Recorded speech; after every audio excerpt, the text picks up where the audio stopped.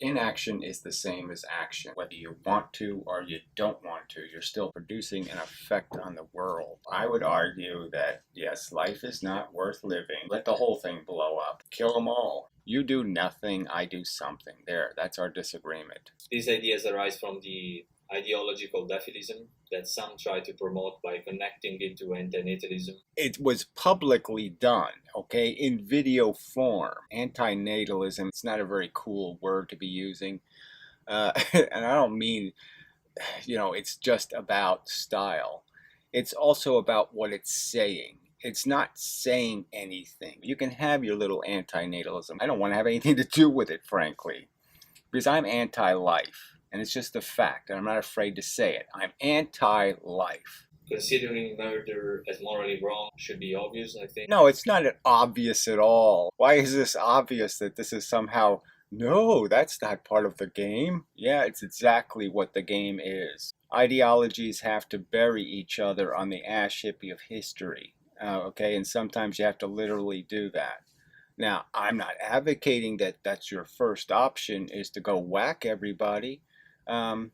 Frankly, because I can't do it. That's the major reason I have to concede. The first step is to have the conversation. And yes, we have irreconcilable differences, and that's going to be a problem. There's going to have to be a divorce, and guess what? There's no separate towns for us to live in.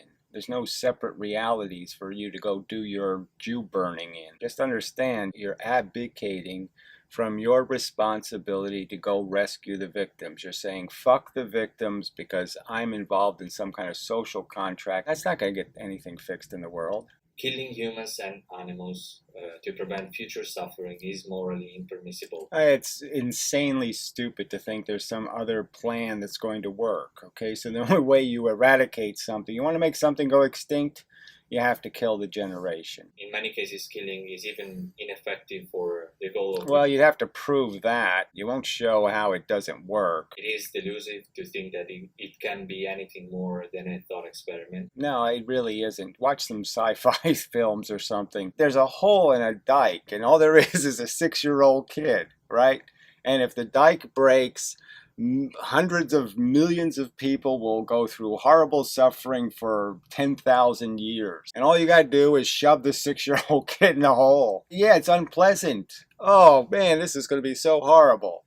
The logic of it is so overwhelming. It's so obvious what has to be done. You will fail in every single respect because you said, I can't do that. That's just unacceptable. I can't be a hero. That's what you basically did. You said, I don't want to be a hero. It's an ideology whose sole purpose is to minimize suffering at all costs. No, to get to the best solution to the problem. There's a problem, there's victims, I'm going to rescue them. What's the best way to rescue the most of them for the leasty?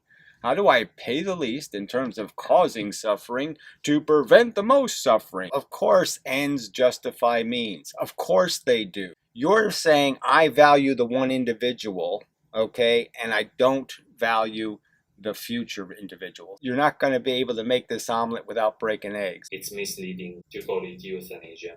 Oh, so now he's saying it's a lie. We're not allowed to say that we're trying to be mercy killers. Half the world understands, half the world is behaving as an anti-natalist. My argument is, until you stop this other half, your responsible behavior will be completely destroyed by their irresponsible. There is no clear and precise definition of aphilism. Anti-life because it wastes suffering.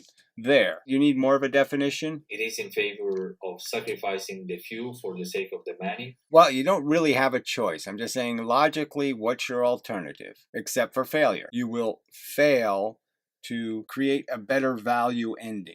That's called failure, asshole. You keep saying it's great evil to pick up the 6-year-old and shove him in the fucking hole and pretend you can somehow explain how that one 6-year-old is worth it. I will torture and cause great harm to millions of people because this 6-year-old is looking at me funny and saying, please, please don't make me have to pay the price. You can't take just the idea of it. You have to put it into real practice. And real practice in the real world means you're going to have to get your hands dirty.